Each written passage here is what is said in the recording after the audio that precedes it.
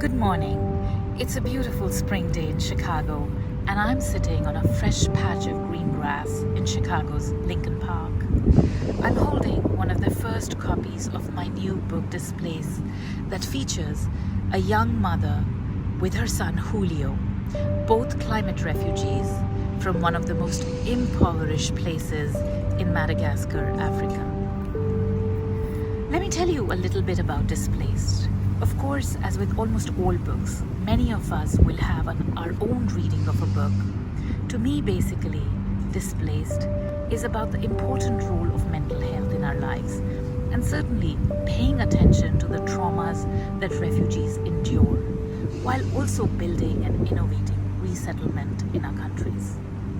Let me read you a small paragraph from its back flap. The most wide-scale mobilization of humans in modern times is unfolding now, unsurpassable in immensity and unstoppable in velocity. 117.2 million forcibly displaced, 40% of them children. Becoming a refugee poses a grave risk to morbidity and mortality, constituting a turning point that can forever change the trajectory of one's life. But in host nations, the refugee is a controversial figure, an unwelcome squatter exploiting the largesse and thus warehoused out of sight.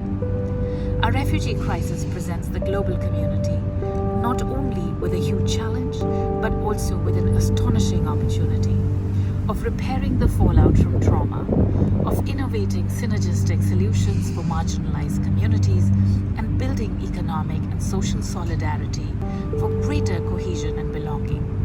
With timely and strategic investments in their mental health, refugees are likely to become stronger nation-building partners.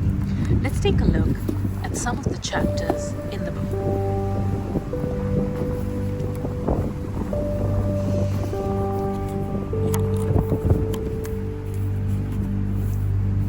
It talks about refugee crisis, the scale of the displacement. It has a chapter on torture. It has a chapter on the mental health of refugee women and how attending it leads to stronger, empowered communities. Looks at multi-generational trauma within families and how we can better structure refuge for resettled refugees. And for those of us who are into more intricate reading and more detailed reading, the book has many footnotes. It has over 1,500 footnotes, and